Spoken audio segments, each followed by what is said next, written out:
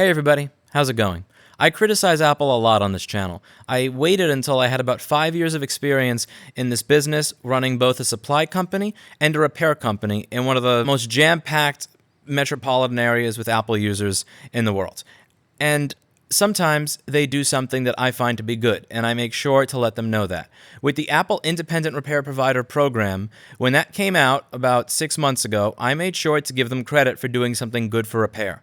Even though a lot of people who view my channel said this is wrong, this is just something for PR, this is just so that they can look good so that legislation doesn't get passed, that's not going to actually help you in any way, shape, or form. I said, no, let's not assume the worst. We don't know that yet. Let's assume the best until we have reason to assume otherwise. And unfortunately, you were correct, and I was wrong. As I mentioned in a follow-up video, this program is virtually useless because they put a lot of barriers in place to keep new people from being able to sign up. It seems like it's intentionally designed to be difficult. I don't mean difficult like they ask difficult questions that only a top repair tech would know. I mean stuff like their system for sending out a reset password and stuff like that is just fundamentally broken. Further, if you want to be able to replace a battery in a customer device, you have to take the device in, then send Apple the serial number, IMEI, or that information, something like that, and then after you've taken the device in, then wait for the battery to come in. You can't stock a battery, so I have to tell customers there's a 1 to 2 week turnaround time on a battery replacement, something that should take no more than 90 seconds for a decent technician, now has a 1 week turnaround time. Further, the prices for screens were not great. For the iPhone 6 and 6S, they're charging more for the screen than a customer can purchase a phone for. And above all, they don't do anything besides batteries and screens. So charge port? No, batteries and screens. Your microphone or earpiece doesn't work? Nope, just batteries and screens. You have a problem with your MacBook? I'm sorry, we only cover iPhone batteries and screens. It is a virtually worthless program. Now, adding insult to injury is new news that came out as a result of an article here that I will link to from Vice by Maddie Stone. There's a lot of information to digest in this article, and it makes me sick. I will address the bullet points for you as summarized by Subra C. on Reddit. My apologies for mispronouncing your name. A. Repair shops have to agree to unannounced audits and inspections by Apple to determine if they're using prohibited repair components, which can result in fines.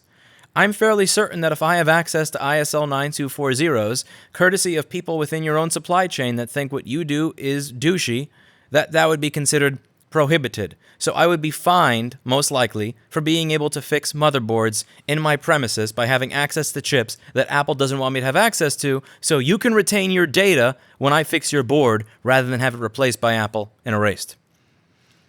Even if a shop leaves the program, Apple can continue to inspect it for up to 5 years.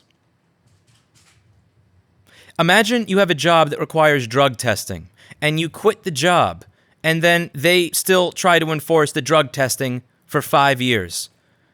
Once we end our agreement, you don't get to check my store. You don't get to have people enter my shop when we terminate our agreement. Fuck you. Repair shops are required to share information about their customers with Apple, including names, phone numbers, and home addresses. Tim Cook, where the fuck do you get off thinking you have access to my customers' information? What makes you think that you can have access to the home address of my customer? I don't even ask for the home address of my customer. What the fuck makes you think that you can have access to the home address of my customer? If a customer walks into an Apple store and purchases a MacBook and pays cash, you don't have their address. You're expecting me to give you information that is not required for the sale on where they live. No. Fuck you. One of the things that keeps coming up in these right to repair hearings, if you hear from CompTIA, is security, security, security. Oh, privacy, security, privacy, security. This bill doesn't include anything for security. There's no cybersecurity or internal security practice requirements. You're asking me to collect information on my customers and forward it to you. What if that customer actually purchased that device used on Craigslist and wished to remain anonymous and never gave their information to anybody? I'm supposed to collect that information from the customer and give it to you so you can create some sort of fucking list of, oh, this customer had it fixed by an independent repair shop. What's the point of that? Why are you doing that? What's the point of that? So that when they go back to Apple for some sort of other repair because your 2011 GPU fucked up, or your 2012 board started bending, or your 2010 MacBook started kernel panicking, or your 2016 MacBook started flexgating, or your 2007 MacBook keyboard died, or your 2018 A1708 SSD died, you're not going to cover them because they came to me. Fuck you. Lots of people say, why don't you ever say anything good about Apple? When do you ever have anything good to say about Apple? I've had 3 good things to say about Apple on this channel. And you know what one of them was? That they respected user privacy.